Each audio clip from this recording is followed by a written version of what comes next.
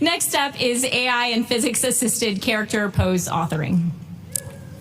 Presenting is Florent Bocquelet from Unity Technologies. Florent is machine learning manager at Unity Labs, working on innovative tools to improve 3D character animation workflows. His areas of expertise are machine learning, applied mathematics, and software development. He has also released several games as an independent developer. Please join me in welcoming Florent to the Real-Time Live stage.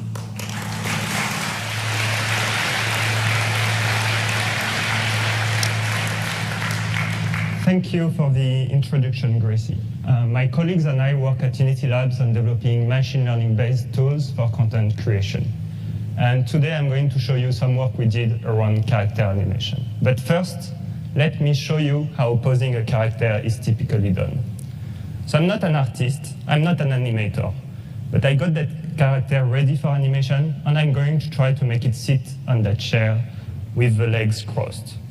It might be a little painful to watch for animators, sorry. So you can see that there are some controls, and as I manipulate them, the software performs inverse kinematics so that I don't have to pose each individual joint, which is convenient, precise, but also you can observe that many of the intermediate poses are not realistic, feels unnatural, or are sometimes impossible for a real human being. In addition, this is typically combined with complex handcrafted constraints, like that foot roll.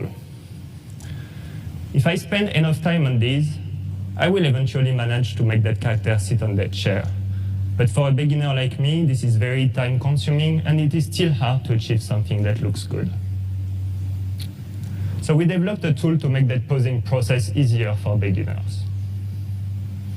This is the exact same character inside our tool. The 4 orange dots that you see on the hands and feet are input position to a machine learning model that predicts the full pose of a character up to individual fingers. You can see that as I manipulate those controls around, the intermediate poses keeps being balanced and natural, and this is because our model was trained on motion capture data. One thing we really wanted to enable is to let users specify constraints in any order and number. So I can, for instance, remove a constraint on the right hand and on the left feet, and pose that entire character from only 2 points. Then I can refine the pose by adding more constraints, for instance, on the knee, and so on. We also support other types of constraints. For instance, rotational constraints that specify the global orientation that a joint should have. One nice thing is that orientation and position constraints are independent from each other. So I can ask for a specific orientation of the hand, but let the model figure out its position.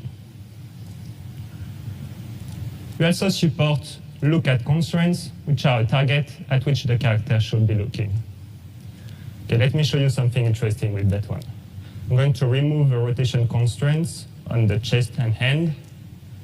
I'm going to free the left hand, pin the feet, and make the character sit on the ground. You can see that as I manipulate the target around, this has a very broad impact on the overall pose to keep it natural. Okay, let's try to pose that character on that chair again. So this is the same chair, and I'm bringing a new character. I'll move it closer.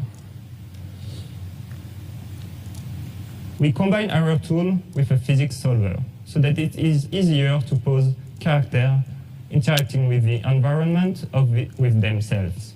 For instance, like when crossing the legs. I'm going to make the hand a bit closer, have it look in front, move the hand, maybe like so. And you can see that it took me only a few manipulations to make a quite convincing sitting pose. We also combine our technique with standard retargeting tools. So you can use the same machine learning model on a character with a totally different skeleton topology or morphology, like that complex character. I'm going to try to pose those two interacting a bit together. So I will make that one sit next to the other one.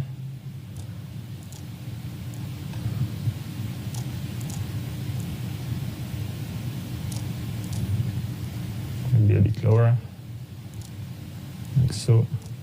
Have them look at each other. Getting interesting, I see.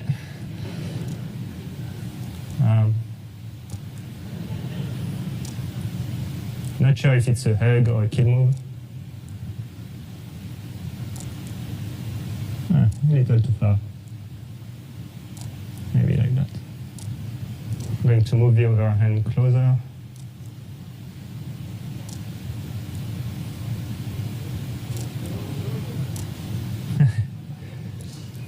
And next time I will ask you what I should do. You think it's a good? Maybe a deeper look, like that. You can already tell there is a story between those two characters. If you have training data for it, you can also train the same model on any kind of character, like that dog. And you will still benefit from similar controls, like the look at, and so on. One of my favorite things to do is to make the dog roll on the ground just by specifying the orientation of the chest. And then we can make it look at our two characters. And here you go. You can see that in a few minutes, I was able to create a convincing scene, even if I am not an artist myself. Thank you for your attention.